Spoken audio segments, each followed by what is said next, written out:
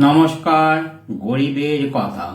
সেই ভোরে উঠে কাজের জন্য বনগা লোকালে শিয়ালদহ যাওয়া, তারপর সারা দিন হাড় ভাঙা খাটুনির পরে শিয়ালদহতে ট্রেনে বাঁধুর ঝোলা ঝুলে রাত্রিতে বাড়ি ফেরা, পরিবারের সুখের জন্য অক্লান্ত পরিশ্রম করে চলা।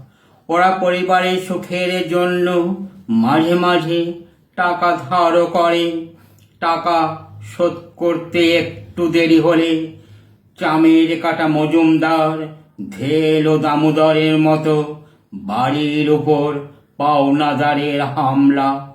সে কি অসহ্য জ্বালা যন্ত্রণা! তবুও ওরা পরিবারের সুখের জন্য মুখে একগাল হাসি রেখে ভোর হলেই ছোটে কাজে